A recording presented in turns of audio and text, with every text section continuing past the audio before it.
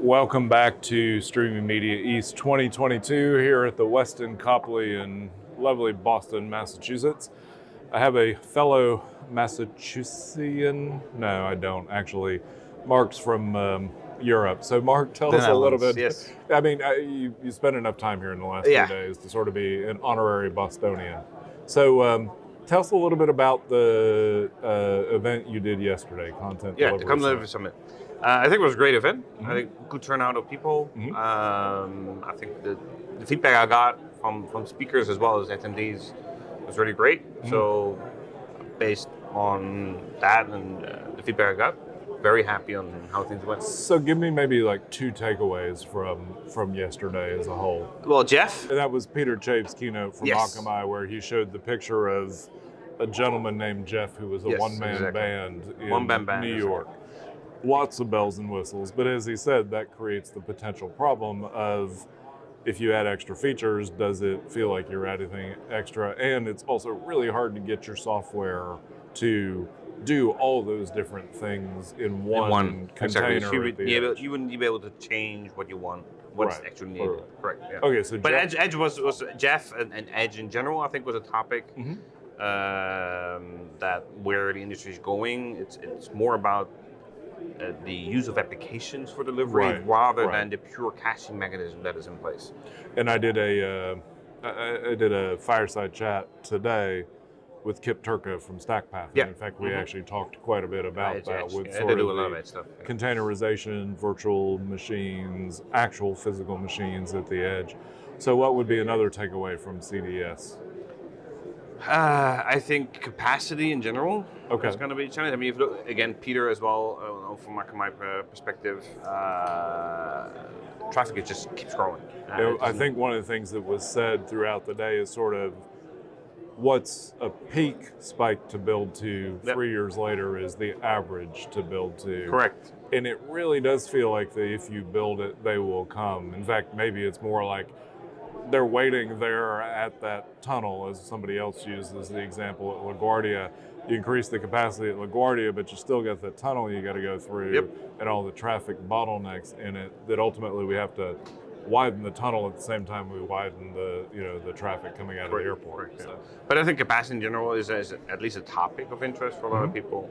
And we had the same with Dana Wilson, where I asked the question, okay, are we going to, the next Super Bowl, if we double up again, are we able to make that work in the end, right? Yeah. And I think that's a question, it's more popping up than it used to be. So do we run, I mean, it seems like we ebb and flow in the industry where sometimes we have overcapacity, lots of dark fiber. Other times we feel like we're just barely able to keep up with the capacity.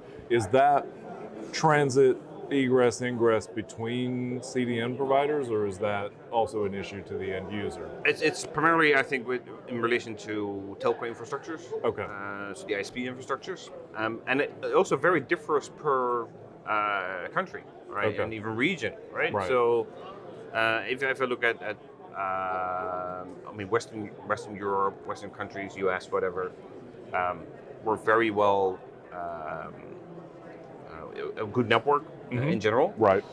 And we're able to sustain that and invest in and etc. But if you look at other areas, Asia, Africa, Latin, whatever, they're not on the same level already, and they also don't have the capital expenditure to keep investing what they're doing. So what I'm afraid of in the end is the difference between Western and the upper economies have-nots is going to widen over time.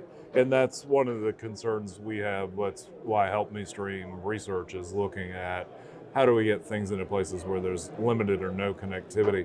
And you look at the maps, as you say, I mean, I'll show this tomorrow in the sustainability session that I do, that totally blanketed North America and Europe. Anything in Africa below the Saharan area is empty till you hit South America. Very true. All right, so let's also talk real quickly about CDN Alliance. So what is CDN Alliance? Besides being an alliance, the short version is we're an industry association for the CDN industry. Okay. So basically, if you look at our mission, we're an independent nonprofit organization, and we focus purely on the CDN, global CDN community, so people in general in the CDN industry, as well as the organizations that make up the CDN industry in total.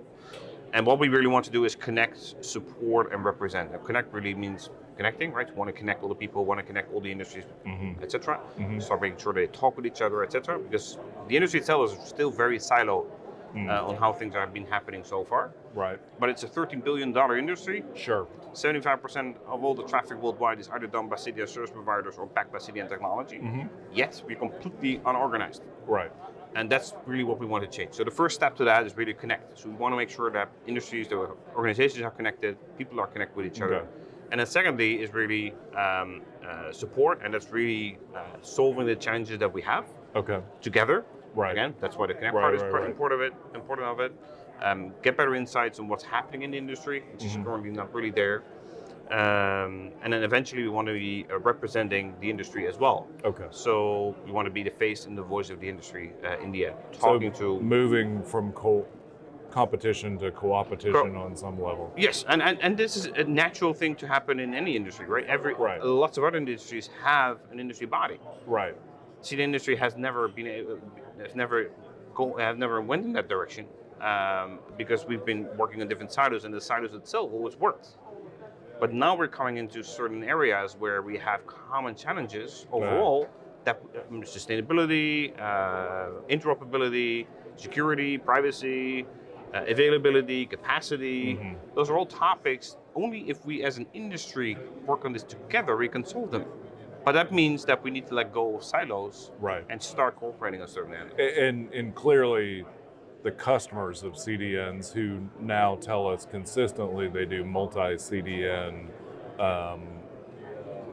as a standard as opposed to an anomaly, that they want interoperability. They also want interoperability, of course. I mean, the feedback I always get, yes, but if we do lots of interoperability, we're commoditizing the actual CDN space.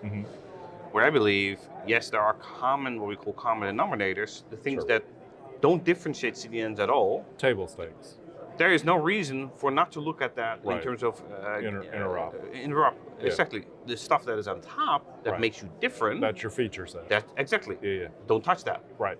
But the underlying stuff, it makes everybody's life easier, not only from the customers of CDNs, the content providers, but also actually the CDNs themselves. Right. Right. If you now look at, for instance, a good example, we see Limelight and Edgecast coming together in Agile. Well, they're going to do a lot of integration. Right. Because there is no way on how they did things the same way. Right.